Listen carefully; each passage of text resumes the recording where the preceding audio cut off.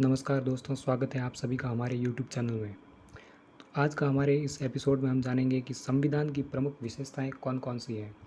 भारतीय संविधान में कौन-कौन सी विशेषताएं हैं और वो विशेषताएं क्या हैं, उन सब के बारे में हम विस्तार से बात करेंगे और बहुत ही कम समय में।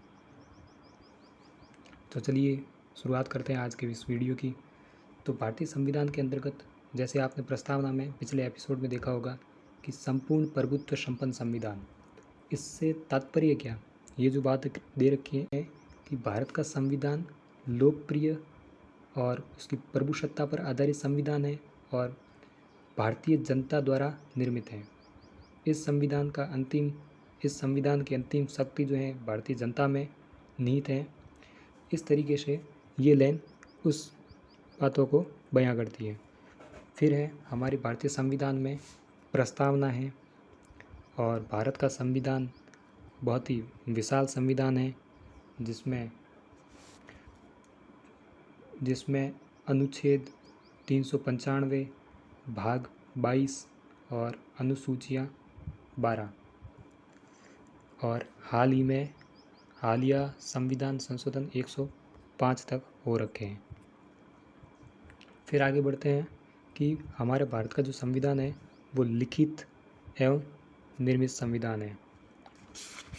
लिखित एवं निर्मित संविधान है। इससे तात्पर्य है कि भारतीय संविधान सभा द्वारा निर्मित एवं लिपिबद्ध किया गया दस्तावेज है और इसके निर्माण में समय लगा था 2 वर्ष 11 माह और 18 दिन 18 डेज। फिर हमारे भारतीय संविधान के द्वारा संसदीय शासन व्यवस्था की गई। तो समझते हैं कि संसदीय शासन व्यवस्था होती क्या है। तो वह प्रणाली जिसमें कार्यपालिका व्यवस्थापिका के प्रति सामूहिक रूप से उत्तरदायी होती है, वह संसदीय शासन व्यवस्था कहलाती है। जैसे हम देखते हैं कि सरकार बनती है तो सरकार सारे विधायक तो मिलकर चलाते हैं नहीं, तो उनमें से कुछ विधायक मंत्री बनाए जाते हैं और उनमें प्रधान होता है। यदि राज्य की बात करें तो मुख्यमंत्री होता है और केंद्र की बात करें तो प्रधानमंत्री होते हैं। तो वो मिलकर शासन चलाते हैं। तो सरकार में प्रधानमंत्री और जो मंत्री होते हैं वो कार्यपालिका कहलाती है और वही कार्यपालिका संसद की व्यवस्थापिका के प्रति उत्तरदायी होती है। ये बात आपको याद रखनी है और वो सामूहिक रूप से उत्तरदायी होती है। तो इसमें संसदीय शासन व्यवस्था में राष्ट्रपति जो होता है नाम मात्र की शक्तियाँ प्राप्त होती हैं और प्रधानमंत्री होता है जो मंत्रिमंडल का नेतृत्व करता है और वास्तविक शक्तियाँ उसे ही प्राप्त होती हैं। फिर हमारे संविधान में और बहुत अच्छी विशेषता है कि मौलिक अधिकार व मूल कर्तव्य का जिक्र है। तो मौलिक अधिकार हमारे भारतीय संविधान में भाग 3 और अनुच्छेद 12 से 35 तक, ये आपको याद रखना है क्योंकि इस तरीके के पूछे जाते हैं प्रश्न कि मौलिक अधिकारों का उल्लेख भारतीय संविधान में अनुच्छेद कितने से कितने तक है या कौन से भाग में है। और मूल कर्तव्य हमारे संविधान में संविधान संशोधन द्वारा अलग से जोड़े गए। तो वो संविधान संशोधन था 42वां संविधान संशोधन 1976। इसको भाग 4 क के द्वारा जो क में जोड़ा गया और अनुच्छेद 51 क। फिर हमारे संविधान में राज्य के नीति निर्देशक तत्व हैं जो कि राज्य के कर्तव्य होते हैं कि यदि राज्य कोई कानून वगैरह बनाए तो नीति निर्देशक तत्वों में दे रखी बातों का विशेष ध्यान रखें। तो इसका जिक्र भारतीय संविधान के भाग 4 में और अनुच्छेद 36 से 51 तक इसका उल्लेख है। हमारा भारतीय संविधान समाजवादी राज्य की स्थापना के लिए और इसमें वयस्क मताधिकार है। वयस्क मताधिकार से तात्पर्य है किसे वोट देने का अधिकार है। तो हमारे भारतीय संविधान के अंतर्गत 18 से जो ऊपर है, जिसकी आयु 18 वर्ष से ऊपर है, वो व्यक्ति वोट दे सकता है। और इसका प्रावधान कब किया गया तो उसके बारे में भी हम आपको बताएंगे। तो वयस्क मताधिकार राजीव गांधी सरकार, जब राजीव गांधी जी की सरकार थी उस समय पहले इसकी आयु थी 21 वर्ष, यानी कि 21 वर्ष से यदि कोई व्यक्ति ऊपर है या 21 वर्ष का है तो वो वोट दे सकता है। तो राजीव गांधी सरकार ने संविधान में संशोधन कर 61वां संविधान संशोधन किया, और जो कि 1989 में किया।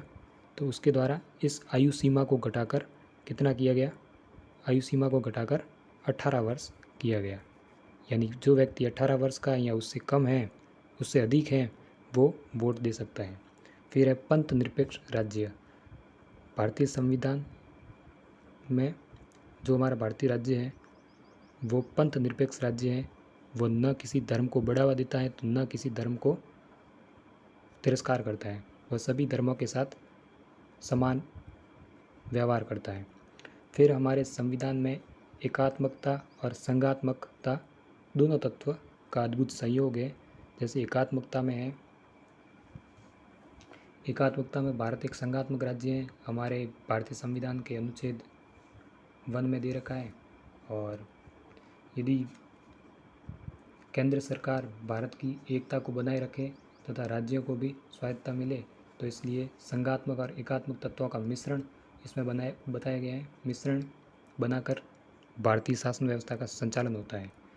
तो एकात्मकता में देखें तो इकहरी नागरिकता और अखिल भारतीय सेवाएं, जैसे यूपीएससी में हम कहते हैं, हमारे भारत के अंतर्गत 3 अखिल भारतीय सेवाएं हैं, IAS, IPS और IFS, ये 3 सेवाएं हैं। और संसद को राज्यों के पुनर्गठन का अधिकार है और राष्ट्रपति द्वारा राज्यों में राज्यपालों की नियुक्ति, ये है इसकी एकात्मकता। और संघात्मकता देखें तो केंद्र को राष्ट्रपति शासन लगाने का अधिकार, किन परिस्थितियों में, उसके लिए अलग से हम वीडियो बनाएंगे और उसमें बताएंगे। आज का विषय हमारा सिर्फ ये जानना है कि विशेषताएं मोटे तौर पर कौन कौन सी हैं। फिर आगे बढ़ते हैं। स्वतंत्र, हमारे यहाँ पर स्वतंत्र न्यायपालिका है और कठोरता व लचीलेपन का मिश्रण है। अब आप कहेंगे कठोरता और लचीलेपन का मिश्रण कैसे? तो भारतीय संविधान में यदि कठोरता का देखें तो हमारे भारतीय संविधान में संशोधन की विधि जो है, यदि संविधान में संशोधन करना हो तो उसके लिए अनुच्छेद 368 में संशोधन 68 के द्वारा संशोधन किया जाता है। तो संविधान के कुछ भागों में संसद दोनों सदनों के साधारण बहुमत से संशोधन करती है और कुछ विशेष परिस्थितियों में दोनों सदनों के पूर्ण बहुमत व उपस्थित सदस्यों के 2/3 बहुमत की आवश्यकता होती है। तो इस तरीके से हमारा भारतीय संविधान कठोरता और लचीलेपन का मिश्रण है। न्यायिक पुनरावलोकन, यदि कोई विधि जो मूल अधिकारों के असंगत हो तो न्यायालय उसे शून्य घोषित कर सकते हैं। और संसदीय संप्रभुता का समन्वय और विश्व शांति का समर्थक। तो ये थी हमारी संविधान की विशेषताएं। और आपातकालीन उपबंध, जिसमें राष्ट्रपति शासन 352 और राज्यों में राष्ट्रपति शासन, इसे राष्ट्रीय आपातकाल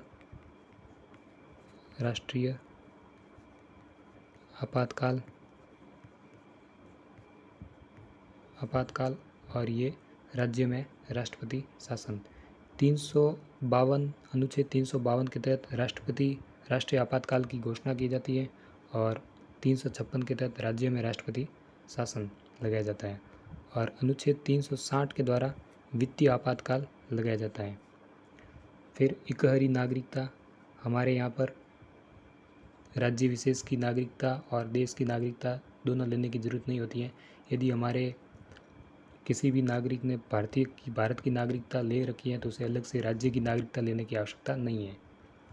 तो इकहरी नागरिकता और लोक कल्याणकारी राज्य की स्थापना का आदर्श है और अल्पसंख्यक और पिछड़े वर्गों के कल्याण के लिए विशेष व्यवस्थाएं जो कि मूल अधिकारों में वर्णित हैं।